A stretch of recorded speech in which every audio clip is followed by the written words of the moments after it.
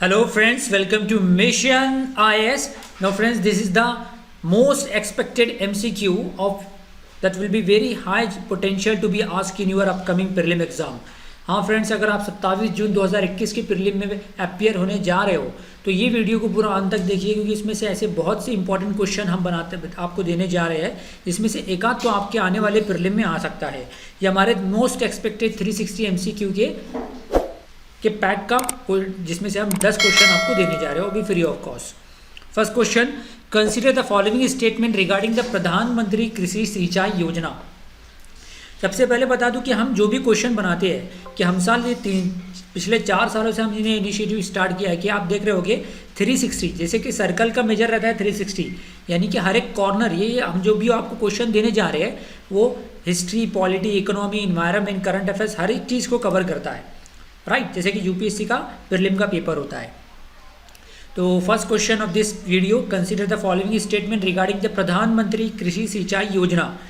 First statement, it follows a centralised approach where the project planning is done at the central level.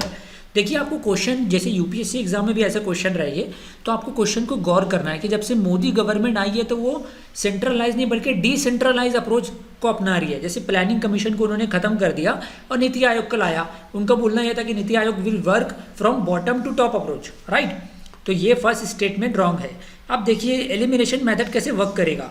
Option statement 1 जो है ना, option A में है, सी में है, डी में है, तो तीनों भी रॉन्ग हो गए। ऑप्शन बी बचा, 2 and 3 is right.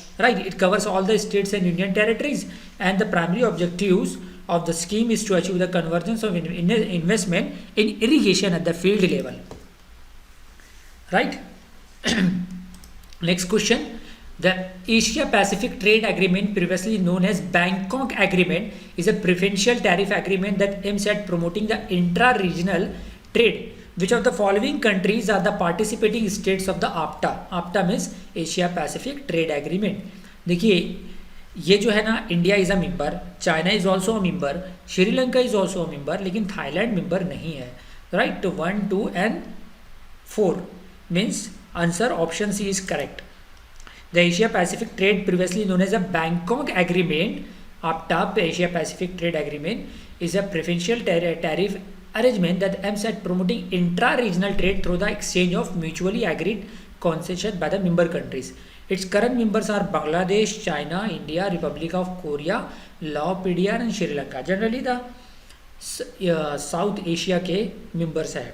Mongolia recently join हुआ as a 7th member, right. तो टोटल 6 मेंबर थे, अब मंगोलिया ज्वाइन हो गया तो एज अ 7, टोटल 7 मेंबर है इसमें। Next question, with reference to the horticulture sector in India, arrange the following product in decreasing order of their respective percentage contribution to the total horticulture production, right? Fruits, vegetables, spices, plantation crops. देखिए, सबसे ज़्यादा जो हमारे इधर होता है vegetables होता है, because more than 50% peoples of India are engage in a agriculture activity. Fruits होगा, फिर सॉरी वेजिटेबल्स होगा 2 नंबर का, फिर 1 नंबर का फ्रूट्स, 2, 1। अब देखिए 2, 1 किधर है, ये तो ऑप्शन ए इस तरीके से आप पकड़ सकते हो, 2, 1, 5, 4, 3। सबसे कम फ्लावर्स एंड एरोमेटिक्स होता है, right.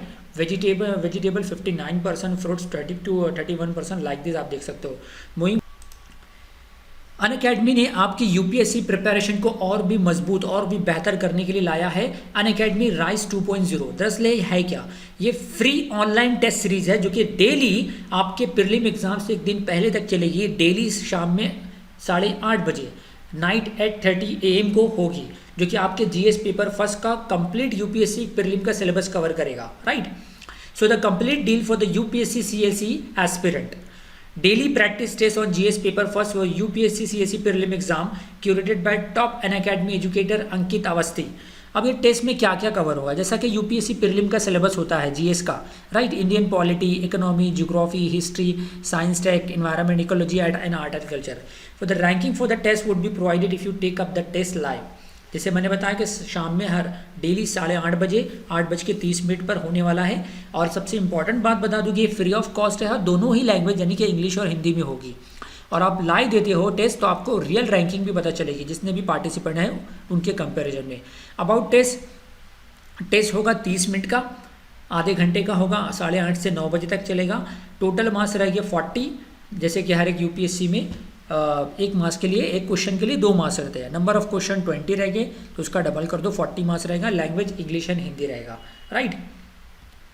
So how to enroll, go to Play Store and download the Unacademy learning app. पहला काम ये कीजिएगा, Unacademy learning app Google Play Store से डाउनलोड कीजिए। उसके बाद 2 नंबर का काम है रजिस्टर एंड साइन इनटू, आपके मोबाइल नंबर और ईमेल द्वारा रजिस्टर कीजिए उस ऐप पर, या आप वेबसाइट प्रीफर करते हो तो वेबसाइट पे जाइए। Then go to the test section. Third काम, click on see all in the test section, click on the see all in the test section. Fourth काम, enroll in the test series for free to take the test.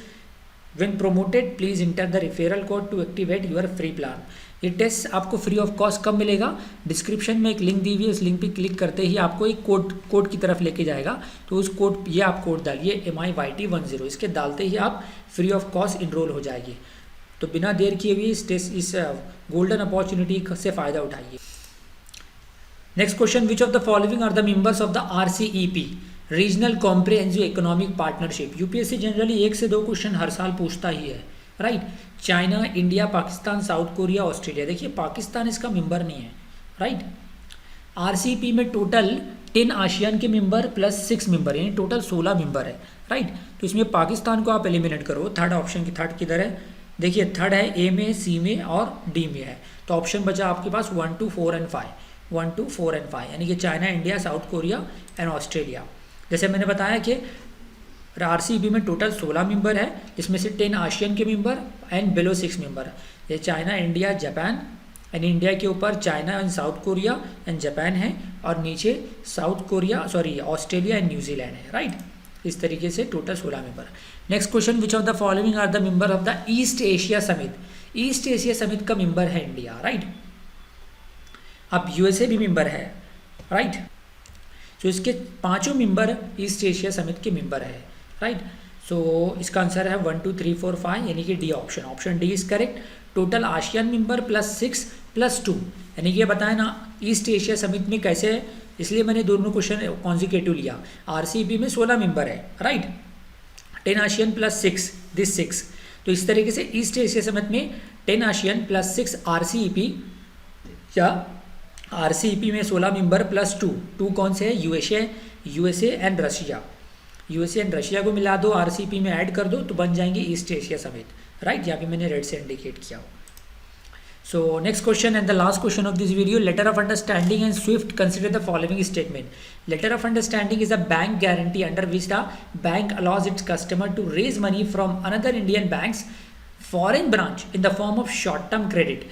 यानी कि जैसे कि नीरव मोदी ने Punjab national bank, जो कि Britain में है, जो कि बाहर के देश में थी, वहाँ से लेटर ऑफ अंडरस्टैंडिंग के ज़रिए उधार लिया, शॉर्ट टर्म क्रेडिट लिया, बहुत सारा लोन ले लिया, लेकिन उसको चुका नहीं पाया, उसको पे नहीं कर पाया और वो डिफ़ॉल्टर करा दिया, भगोड़ा घोषित कर दिया गया है, right.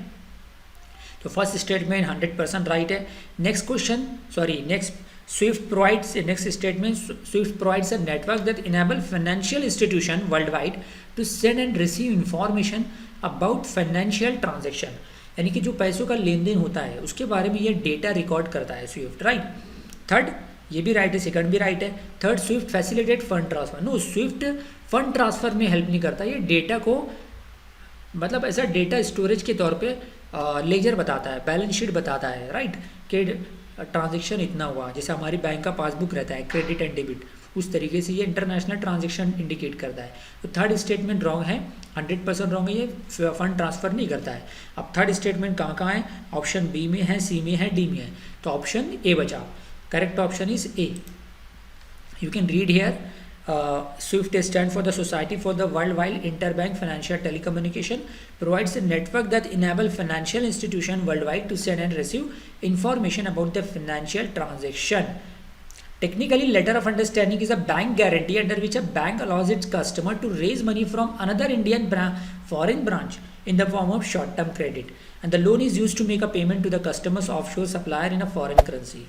So I hope understand aspirants you understand this video, and इसमें से एक आध क्वेश्चन आपके अपकमिंग प्रीलिम में आ जाए।